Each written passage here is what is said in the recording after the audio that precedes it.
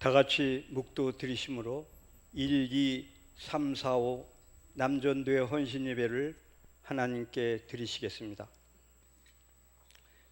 1에서 5 남전도회 찬양대가 찬양을 해 주시겠습니다.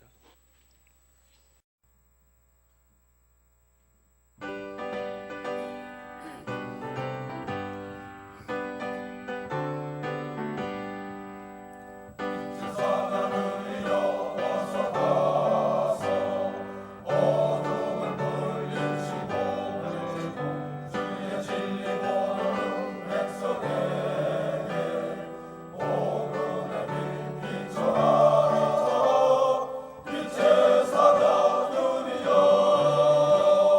오늘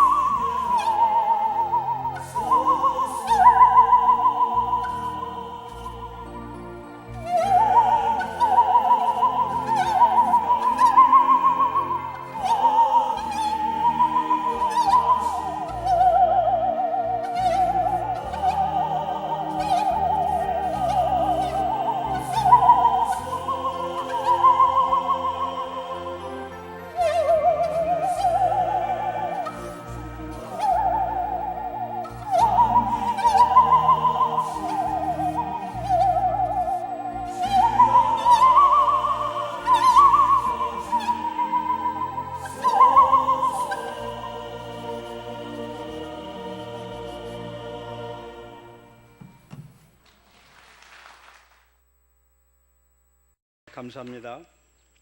이 시간은 한강중앙교회 원로 목사님이신 김은옥 목사님 나오셔서 말씀 주실 때 많은 은혜 받으시기 바랍니다. 나오실 때 다 같이 오른손 들고 할렐루야로 환영하시겠습니다.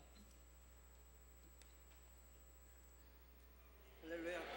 할렐루야.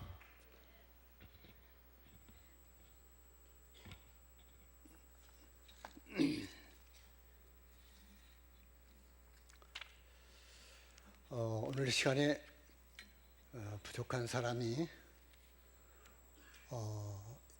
이 계양교에 와서 말씀을 전하게 된 건 너무나 감사합니다. 말은 많이 들었습니다. 계양교회에 대해서 계산교에 대해서 소식은 많이 들었습니다. 여기 교역자들 몇 분도 계산교회가 리모델링을 잘해서 많은 사람들이 방문해서 보고 있다 하는 소식을 들었습니다.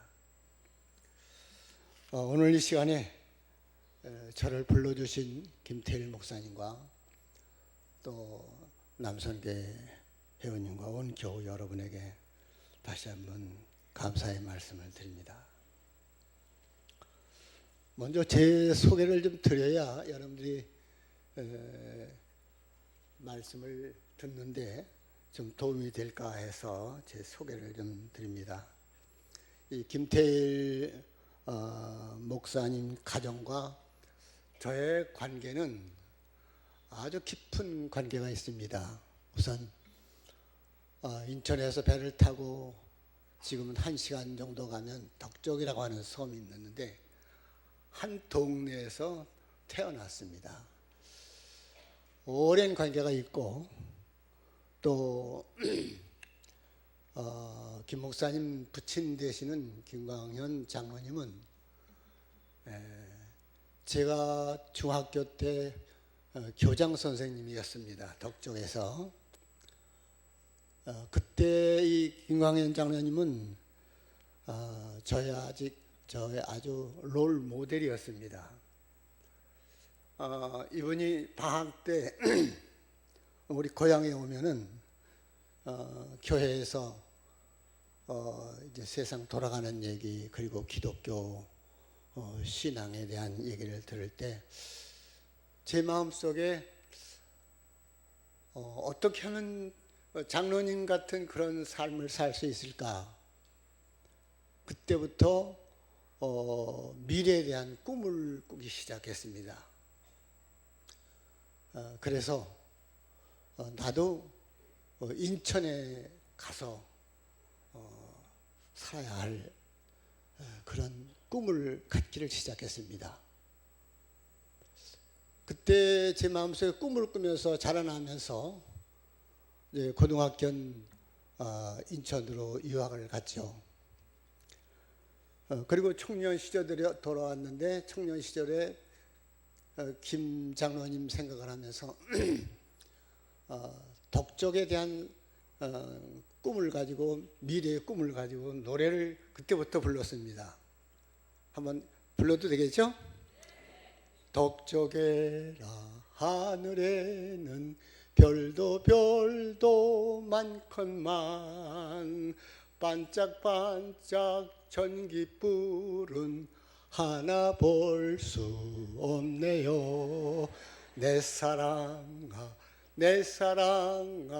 나의 사랑 덕적 사랑 잘 배우고 잘 자라서 우리 섬을 깨우세. 그때는 벌써 옛날 얘기 아닙니까? 그리고 2절이 있습니다. 덕적에라 바닷가에는 파도 소리 크지만 자동차의 빵빵 소리 하나 들을 수 없도다. 내 사랑아 그렇게 이제 부르곤 했습니다. 이게 이제 김광현 장로님을 만나면서 꿈을 꾸면서 불렀던 노래예요. 그래서 산에 올라가면 저녁 때 불이 환하게 켜져 있는 저쪽이 인천이다 생각하고 그런 꿈을 꾸고 자랐어요. 그리고 제대한 후에 제일 첫 번에는 김광현 장로님이 목회자가 되게 하는 그런 동기가 그때부터 꿈을 꾸기 시작했고, 우리 동네 첫 신학교를 졸업하고 여자 전도사님이 파송받았는데 그 전도사님이 얼마나 열심으로 교회를 섬기는지, 그 힘들고 물도 길어 날르시고 또 때로는 나무도 없으면 산에 가서 나무도 좀 이렇게 해다 떼시고, 그 여자분입니다. 저보다 4살 연상의 분이에요. 근데 이제 사경회가 있으면, 인천이 그 목사님 집인데, 전도사님 집인데, 그 집에 가서 한 10명 그냥 묵으면서 사경회 공부를 했습니다.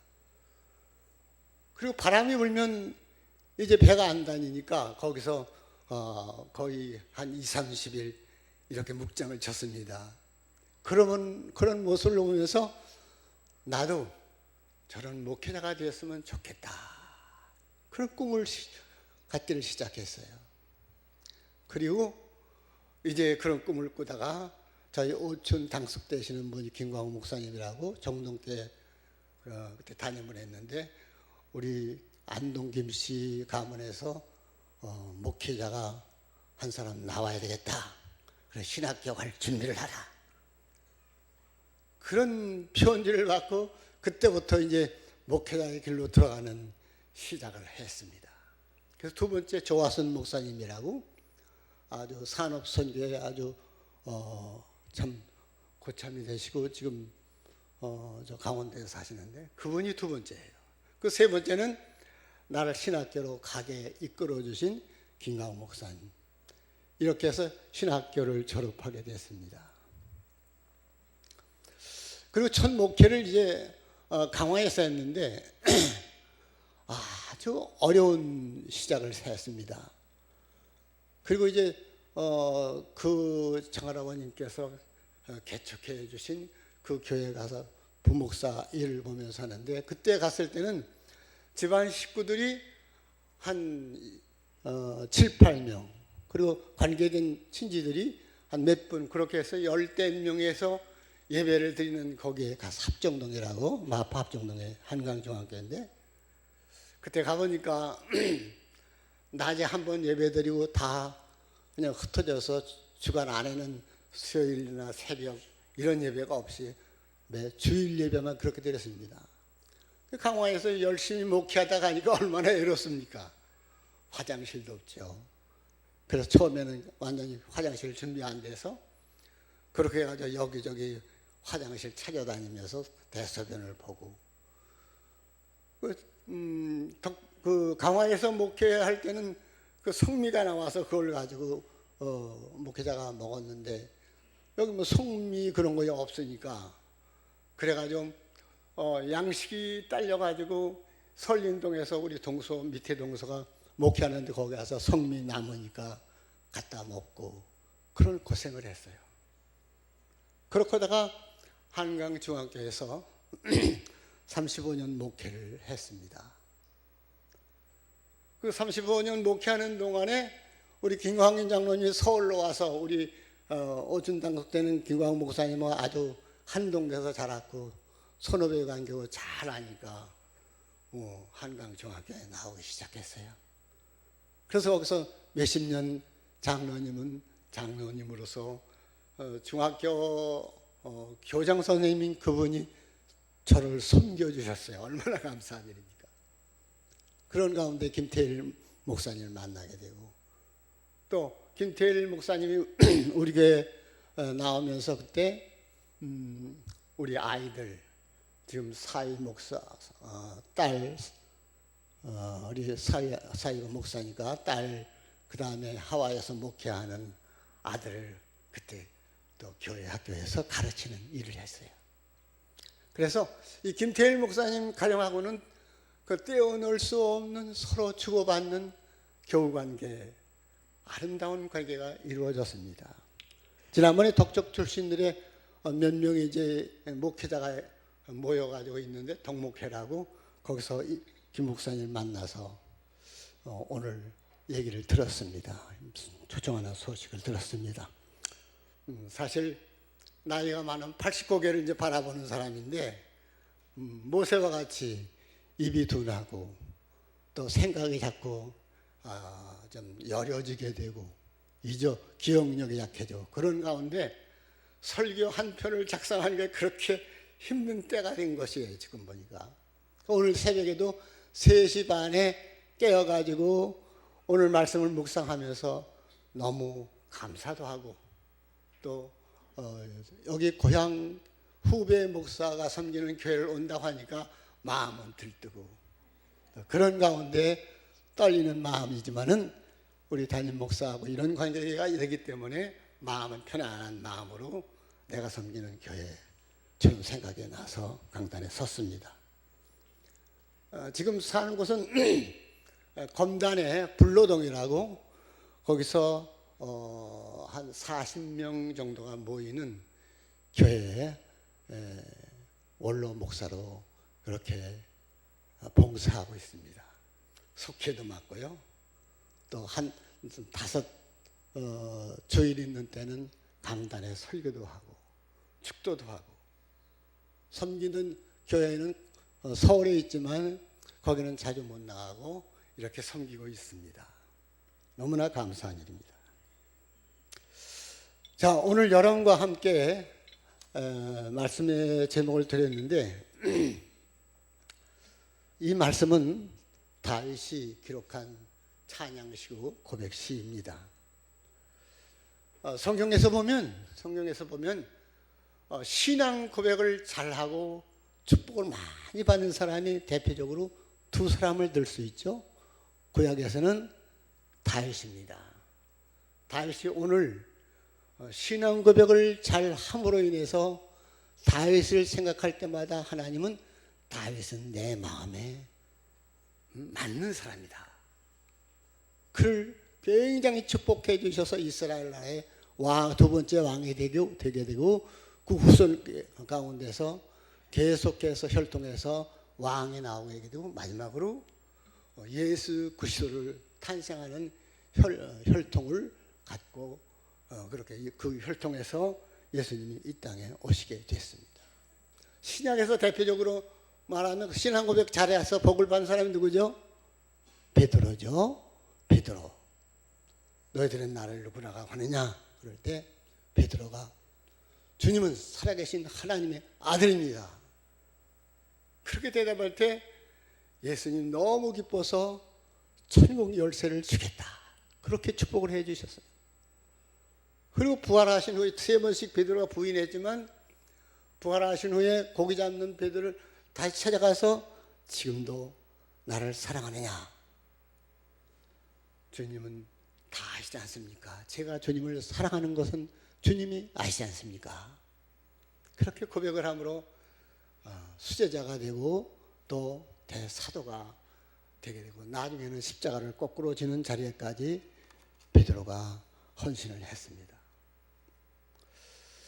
그래서 오늘 다윗의 신앙 고백을 통해서 우리도 좀 복을 받아야 되지 않겠는가? 그런 마음을 가지고 여러분 신앙 고백을 잘하고 복받는 여러분과 내가 되기를 주의 이름으로 축원합니다. 우리가 살고 있는 시대가 어렵습니다. 국가적으로 분단된 가운데 긴장이 있습니다. 4차 핵실험 그로 인해서 개성공단이 폐쇄가 되고 상당히 긴장된 가운데 최고의 그동안에 6.25 이후에 최고의 긴장된 때라. 그래서 여러 가지로 거기에 대한 어려운 문제들을 가지고 있습니다. 우리나라의 정치적인 문제, 불안의 요소라고 다들 말하고 있습니다. 경제적인 어려운 때라고 생각합니다. 오늘 헌신 예배를 드리는 우리 남성계 회원들, 어려운 시대에 여러분의 나이에서 정말 직장 생활도 어렵고 또 퇴직하고 삶도 어렵고 그런 어려운 시대에 여기까지 든든하게 서오신 것 여러분들 정말 격려하고 싶습니다. 힘든 과정이 많을 텐데 잘 이겨내셨습니다. 며칠 전에 조카가 우리 집에 왔는데 어떻게 사느냐 물어보니까 어렵게 삽니다. 직장 생활을 어렵게 사는데 뭐 좀 저축이나 하고 사느냐 이렇게 물어봤더니 저축은 꿈도 꾸지 못합니다. 그런 얘기를 하더라고요. 이게 일반적인 나이가 되고 대학을 졸업해도 직장이 없으니까 직장 생활에는 얼마나 어렵다고 하는 것을 들었습니다. 시련과 역경 이것은 누구에나 올 수 있는 문제입니다. 문제는 내게 닥친 시련과 위기의 그런 문제들을 어떤 마음으로 받아들이느냐 그거에 따라서 실패할 수도 있고 그거에 따라서 잘 받아들일 때 성공이 이루어질 수 있다고 생각합니다. 로이드 존슨은 말하기를 시련이 왔을 때 하나님을 생각하고 보는 사람과 또 자기를 바라보고 낙심하는 사람들 이 차이에는 하늘과 땅의 큰 차이가 있다고 말하고 있습니다. 오늘 읽어드린 이 본문 시편 31편의 말씀은 다윗이 이스라엘 나라의 왕 사울 왕을 피해서 피난 생활하는 가운데 그일라라고 하는 곳에 머물게 됐습니다. 그런데 다윗에게 그 소식이 들어가서 사울 왕이 다윗을 잡으려고 군사를 동원해서 이 그일라라는 곳으로 다가서게 됩니다. 두려움이 꽉 차고 공허감 그런 문제가 다윗에게 엄습하는 그런 때였습니다. 성경에 나오는 위대한 사람들은 모두 다 고난을 시련을 통과해서 나온 사람들이 성경의 위대한 사람들이라는 것을 여러분이 알 줄로 믿습니다. 욥기 23장에 보면 고난 중에 나의 가는 길을 그가 아시나니 그가 나를 단련하신 후에 내가 정금같이 나으리라. 시편 119편에 보면 고난당한 것이 내게 유익이라 이로 인해서 내가 주의 율례를 배웠다. 하나님의 뜻을 배웠다는 것입니다. 그래서 고난당하는 초대교회 성도들에게 야고보서 1장의 말씀 보면 고난당하는 것이 우리들에게 여러 가지 시련이 있을 때 기쁨으로 생각하라. 인내를 배우게 되나니 이로써 조금도 부족함이 없는 선하고 완전한 사람이 되느니라. 시련을 통해서 사람이 위대한 신앙이 생기고 하나님이 기뻐하는 사람이 된다는 것이죠. 이 시련이라는 것을 국어사전에 보니까 신앙인이 목표를 위해서 하나님이 사람을 신앙적으로 연단해서 훌륭한 사람으로 만드는 것이 시련이라 그렇게 말하고 있습니다. 여러분, 오늘 이 시간에 이 말씀을 통해서 같이 이 시련의 문제를 어떻게 풀어갈까? 고난의 문제를 어떻게 풀어나가서 승리하는 삶을 살까? 같이 은혜 받는 시간이 될 수 있기를 주의 이름으로 축원합니다. 자, 첫째로 생각할 것은 오늘 다윗은 이런 고백을 합니다. 그러하여도 나는 주가 내 하나님이라 내가 고백합니다. 그 생명의 위기 속에 무서워 떨 수밖에 없는 그런 순간에 이 다윗은 하나님을 바라보면서 그러하여도 나는 주가 내 하나님이라 고백합니다. 14절 말씀 보니까 세 번역 성경으로는 누가 나를 욕하고 뭐라고 해도 나는 주님만 의지하며 주님이 나의 하나님이라 말합니다. 누가 뭐라고 해도. 이 말씀 우리가 다 읽지는 못했지만 31편을 읽어보면 이 다윗을 비난하는 사람, 조롱하는 사람이 많이 있었습니다. 대적에게 욕을 당하고 있습니다. 이웃에게 욕을 당합니다. 친구에게 조롱을 받습니다. 지나가는 사람에게 비웃음을 당합니다. 무례의 비방을 나에 대해서 합니다. 나를 죽이려고 의논하고 있습니다. 그렇지만 나는 주만 의지하고 바라보겠습니다. 여러분, 노아가 하나님의 계시를 받아서 산 높은 곳에 배를 지을 때 세상 사람이 얼마나 조롱하고 미친놈이라고 그러지 않았겠습니까? 그러나 노아는 하나님의 말씀만을 믿고 하나님을 보고 이겨냈습니다. 바울이 복음을 전할 때 얼마나 열심히 전하는지, 네 학문이 너를 미치게 했다. 또 세상 사람들이 너는 얼마나 어리석은 율법을 떠나서 내 갈 길이 많은데 앞에 길이 대로가 열렸는데 그렇게 고난의 길을 가로느냐 말하는 사람들에게 나는 주님만을 그래도 바라다. 당신들도 나처럼 예수를 믿고 나와 같이 됐으면 좋겠다. 그렇게 신앙 고백을 하고 있습니다. 나의 하나님이라고 할 때 그 하나님은 히브리어로 엘샤다이입니다. 엘샤다이. 하나님은 나의 전능자이십니다. 나의 모든 삶을 다 하나님은 축복해 주시고 인도하시는 은혜의 하나님이다라는 고백입니다. 아브라함이 나이 99세 때 약속하신 그 자식이 없었습니다. 얼마나 외롭겠습니까? 적적하고. 그래서 자기 부인을 통해서, 자기 부인의 몸종을 통해서 이스마엘이라는 아들을 낳았습니다. 아들이 생긴 다음에 얼마나 분쟁이 또 많이 일어납니까? 낙심하고 있는 그런 때에 하나님이 이 아브라함에게 나타나서, 아브라함아, 너는 내 앞에서 완전하라. 나는 전능한 하나님이라. 왜 안전하지 못하고 잘못된 길을 걸어가느냐? 왜 약속을 믿지 않느냐? 그 말씀을 듣고 아브라함 무릎을 꿇었다고 그랬습니다. 엎드렸다고. 엎드렸다는 말은 잘못했습니다. 내가 하나님을, 전능자 하나님을 믿고 회개합니다. 그런 자세입니다. 엎드릴 때 하나님이 그 미래에 대해서 굉장히 축복을 해 주셨습니다. 그럼 다윗은 어떤 이런 상황에서, 이렇게 어려운 상황에서 어떤 근거로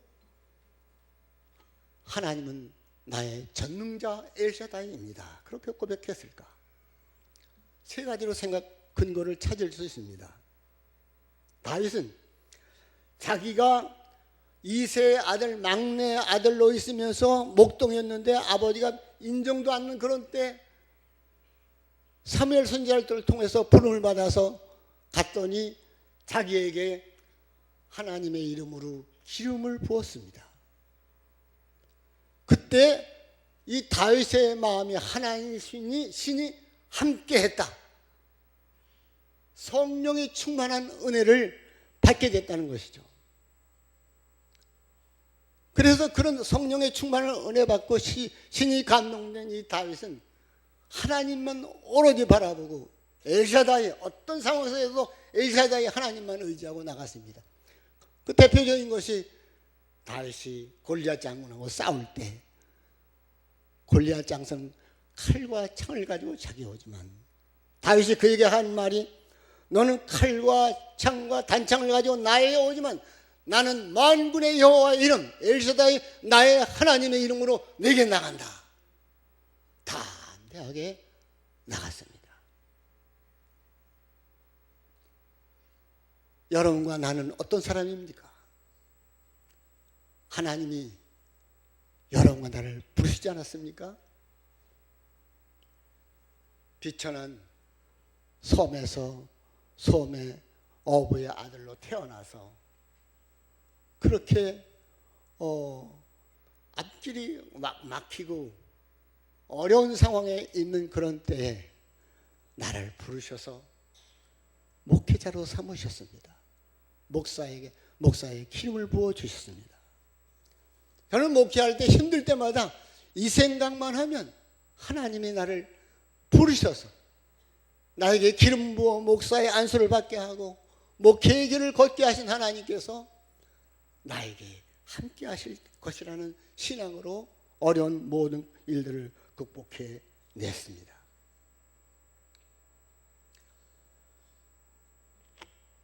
제일 처음에 우주를 달나라를 간 사람이 러시아입니다. 소련 사람입니다. 달나라에 가서 보니까 하나님이 천지를 창조하고 하나님이 어디든지 계신다는데 가서 봐도 망박하고 하나님이 안 보였어요. 불신자인 그는 지구에 와서 가는 곳마다 하나님이 어디 계시냐? 하나님은 없다. 그렇게 외치고 얘기했습니다. 그러나 미국에서 달나라에 간 사람은 가서 보니까 전능하신 하나님이 창조하신 달과 멀리 달에서 지구를 바라볼 때 이 오묘한 우주의 역사를 보고 하나님 진정 살아계시고 여기에도 하나님이 함께 계신다. 국기를 꽂아놓고 가는 곳마다 사람들에게 하나님은 우주를 창조하시고 다스리시고 통치하시는 전능자 하나님이라고 고백을 했습니다. 다윗은 자기에게 기름 부어주신 전능하신 하나님이 나와 함께 하시며 사방으로 우겨 쌓임을 당해도 쌓이지 않냐고 답답한 일이 있어도 낙심할 수가 없다.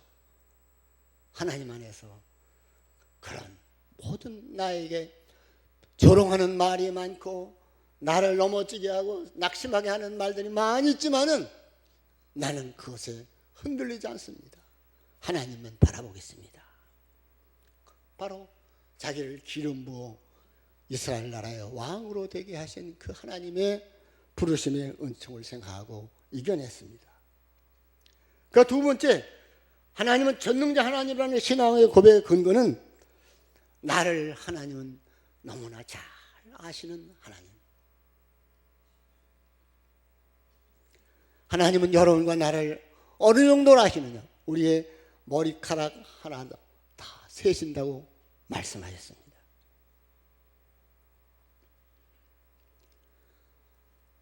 사랑하는 하나님은 사랑하는 제자들에게 특별히 베드로가 다른 사람은 선생님을 다 부인하여도 나는 절대로 주님을 부인하지 않겠습니다. 그러나 베드로를 예수님은 잘 아셨습니다. 행동보다도 말이 앞서고 성격이 급하고 신앙 고백도 잘하지만 축복은 했지만 이 베드로가 얼마나 약한 것을 아시고 내가 닭 울기 전에 나를 3번 부인하리라. 하나님은 여러분과 나의 체질을 아십니다. 우리의 육체가 얼마나 연약한 것을 우리 주님은 덜 잘 아십니다. 겟세마네에서 예수님께서 땀이 피가 되는 정도로 기도하고 계시는데 깨어있으라. 잠시만요, 깨어있으라.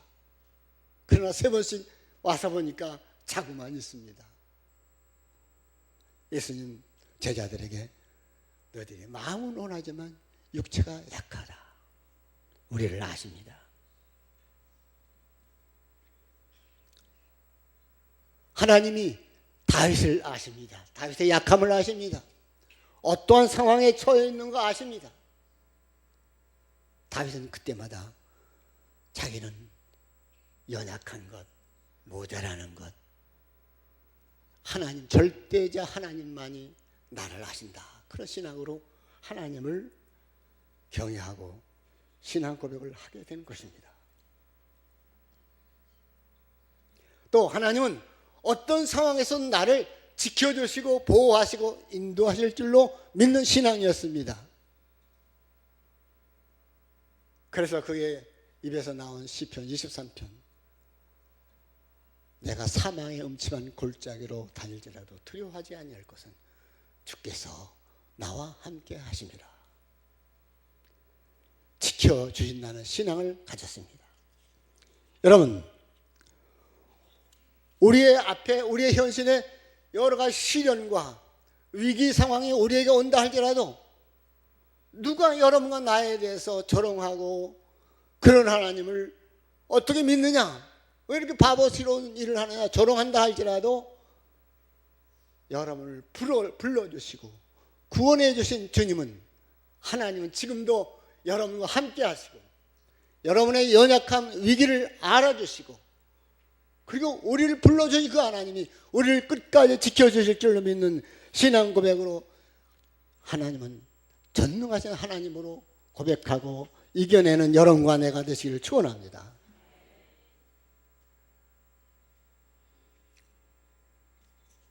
두 번째는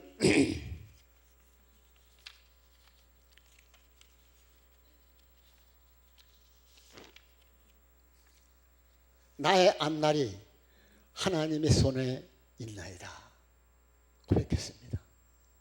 여러분의 앞날이 어떻습니까? 갈수록 어려운 문제가 더 많아지죠. 어떤 사람이 좀 부정적인 얘기도 되겠지만 사는 형편이 3, 4년 후에는 두 번째 IMF가 오지 않을까 그렇게 염려하는 사람들이 많이 있다고 하는 얘기를 들었습니다. 오늘 15절 말씀 보니까 나의 앞날이 주의 손에 있나이다. 내 원수들과 나를 핍박하는 자의 손에서 나를 건져주소서. 다윗의 앞날은 어두웠습니다. 희망이 보이지 않았습니다.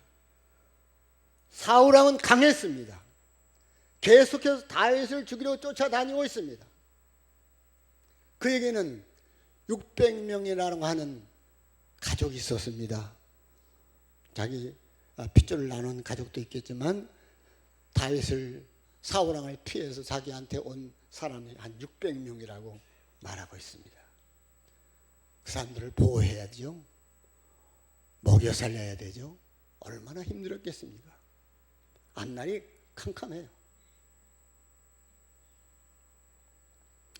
여러분과 나의 앞날은 어떻습니까? 보장이 다 됐습니까? 전 원로 목사인데 노후가 원로 되시는 분들이 노후가 70%가 보장이 아직 잘 안 된다고 합니다. 한국 교회도 위기라고 말하고 있어요. 최고의 위기라. 제가 노인복지회관에 나가는데 어느 날은 목사에 대한 광고 소식을 듣고 TV를 보고 얼굴을 못 들고 나갔어요. 나를 또 이상해 볼 것 아닌가. 그래서 좀 얼마나 부끄러웠는지 모릅니다.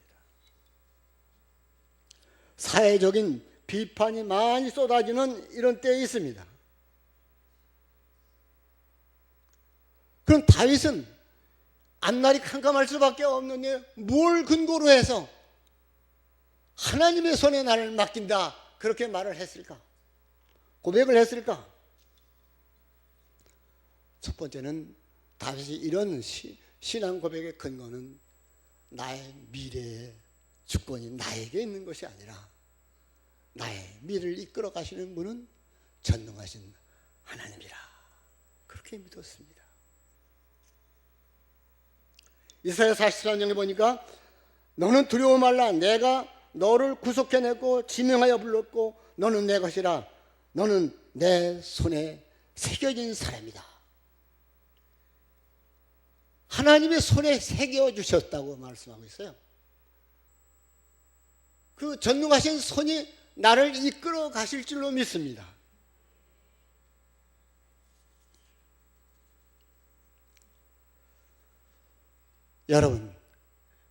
여러분의 미래를 이끌어 가실 걸로 생각하지 마십시오. 여러분이 많은 계획을 한다 할지라도 계획을 경영하시는 분은 내가 아니라 하나님이심을 믿으시기 바랍니다. 주님의 주권에 전적으로 의뢰하시기를 바랍니다. 맡기시기를 바랍니다. 두 번째로는 나의 앞날이 주의 손에 있다고 하는 것은 주의 은혜의 손에 있습니다 라는 고백입니다. 9절 말씀, 19절 말씀 보니까 새번역 성경에는 주님을 경외하는 자에게 주시려고 마련해 두신 일이 어찌 그리 크신지요. 마련해 두신 은혜가 얼마나 큰지요. 근데 히브리 원어에는 이 차판이라고 해요. 차판이라는 것은 숨겨둔 은혜가 얼마나 크시겠습니까? 하나님에게 신앙 고백을 하고 하나님의 부르심을 받고 택함을 받은 사람들에게 주시려고 준비된 은혜가 얼마나 깊으신지 믿습니다. 여러분, 여러분의 미래에 어둠이 있고 불안하고 그렇지만 숨겨주신, 믿는 자에게 숨겨주신 차판은 무엇입니까? 은혜의 비밀은 무엇입니까? 다윗에게 숨겨진 비밀은 이스라엘 민족의 왕권이었습니다. 그 후손 가운데서 왕들이 나오는 그런 숨은 비밀을 가지시고 다윗을 단련하고 계셨습니다. 그의 혈통 가운데서 메시아가 나오게 됐습니다. 제가 섬기던 한강중앙교회 후임자 문제 때문에 시련이 있었습니다. 이렇게 공고를 하니까 한 100여 명이 왔습니다. 100여 명이 왔는데 이 사람 저 사람 다 해놨는데 1차적으로 안 됐어요. 아무도.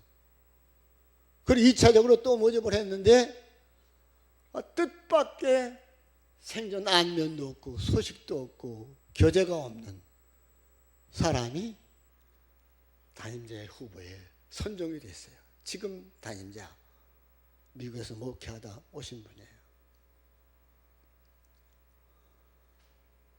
누가 그 목사님이 우리 한강중앙교회 후임자라고 생각할 수가 있었겠습니까? 그래서 저는 유요한 목사님에게 당신은 하나님께서 숨겨둔 우리 교회로 보내주시기로 숨겨둔 보화 같다, 그렇게 말을 하고 교제를 나눴습니다. 목회를 잘하고 있습니다.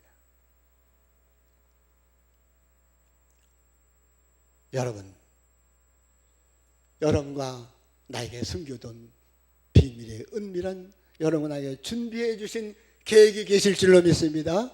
여러분 믿으시길 바랍니다. 아무도 몰라요. 아무도 모르지만 주님은 계획하고 연단하실 때는, 쓰시기 위해서 연단하실 때는 목표가 분명히 계실 줄로 믿습니다. 숨겨놓은 비밀이 여러분에게 있을 줄로 믿습니다. 제가 지금 온당교회에 나가는데 봉사하는데 거기 속장이 되시는 모건사님이라고 계세요. 모건사님 남편이 암 진단을 받고 그리고 암 치료를 받는데 너무 12번 주사를 맞는데 그 소식을 모건사로부터 들을 때마다 야, 너무 힘들구나. 근데 그 권사님의 목표는, 기도는 하나예요. 이런 남편을 연단을 통해서 하나님 반드시 온당교회에 좋은 교인으로 세워주실 줄로 믿습니다. 그것이 그분의 기도예요. 지금부터 남편의 이름을 가지고 모건사고 모든 헌금을 두 사람의 이름으로 헌금을 하고 있어요. 온 교우가 숨겨놓은 비밀을, 하나님의 축복의 비밀을 기다리고 있습니다.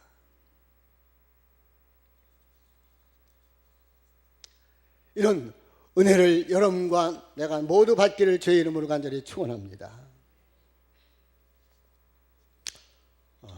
우리 입사하남이나 또 여기 목사님이나 짧게 해주시면 됩니다. 그런데 항상 그 얘기를 했습니다. 근데 강단에 서고 말하다 보니까 자꾸 길어지는 거 있어요.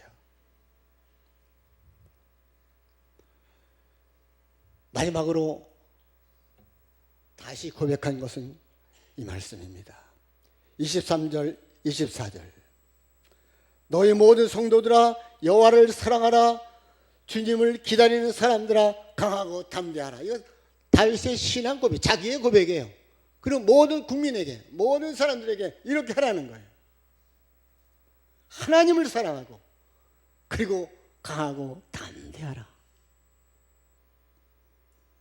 다윗은 여호와 하나님 나의 신이십니다. 내가 하나님을 사랑합니다.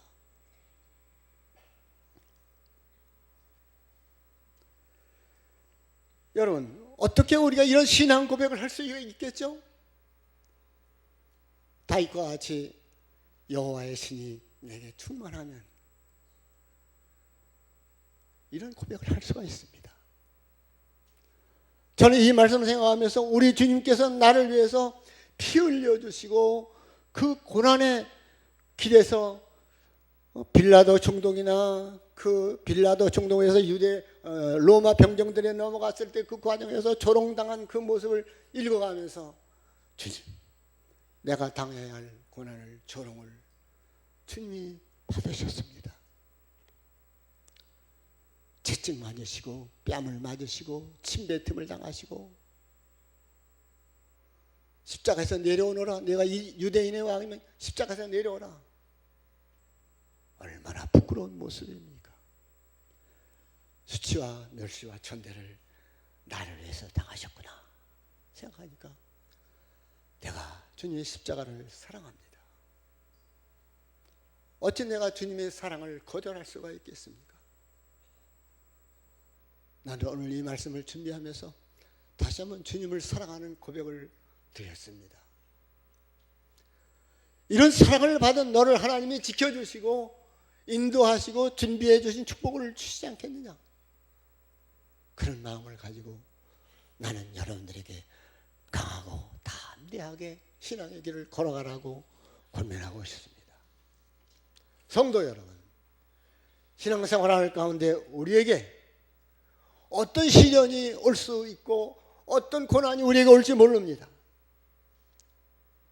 그러나 분명한 것은 누가 뭐라고 해도 주님 나를 사랑하시고 누가 뭐라고 해도 주님은 나의 구세주임을 믿습니다. 나의 앞날을 내가 이끌어가는 것이 아니라 주님이 이끌어가심을 믿습니다. 주님의 능력의 손에 맡기겠습니다. 제가 목회하는 중에 13년 전에 제가 심장 개복 수술을 할 때 다 죽을 것이라고 생명의 삶을 25%밖에 보지 않았습니다. 그 수술대에 들어가서 깨어나질 못하는데 하나님의 음성을 들었습니다. 일어나라. 수술 잘 됐다. 그때 그 음성을, 세미한 음성을 듣고 나를 살려줬습니다. 감사합니다. 그때부터 나는 이런 고백을 하면서 삽니다. 주님, 내가 죽을 사람인데 주님이 다시 살려주셨습니다. 감사합니다. 사랑합니다. 담대하게 이 말씀을 어디서든지 외칩니다. 그렇게 고백을 했습니다. 여러분, 여러분과 나의 앞길을 주님이 인도해 주실 줄로 믿습니다. 이사야 43장의 말씀 보면 두려워하지 말아라. 내가 새 일을 행하리니 광야에서 길도 낼 것이고 광야에서 물도 낼 것이다. 너의 앞길을 염려하지 말아라. 여러분, 오늘 이 시간에 여러분과 내가 주님만 바라보고 승리하는 여러분과 내가 되기를 바랍니다. 여러분, 미국의 루터 킹 목사 아시죠?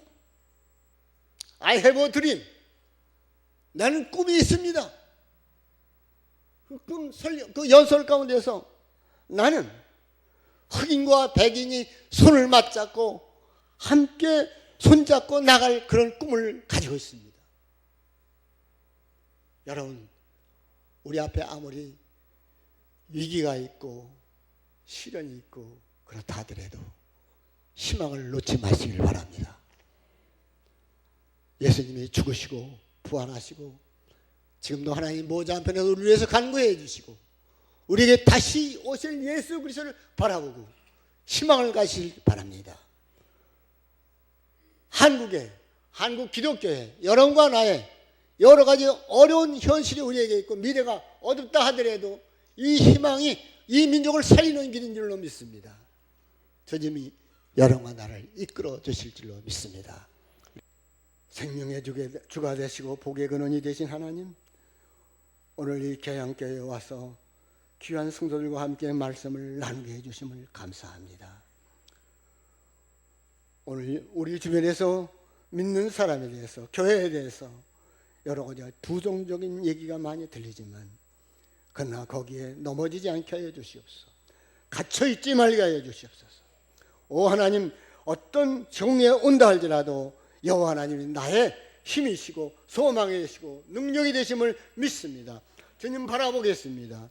우리 앞길이 험담해도 주의 권능의 손을 의지합니다. 붙들려 살기를 원합니다. 바울과 같이 놓치지 않으려고 힘쓰게 우리도 달려가는 저희 모두 되게 하여 주시옵소서. 개양교회를 축복해 주심을 믿습니다. 예수 그리스도의 이름으로 감사하며 기도하옵나이다. 아멘.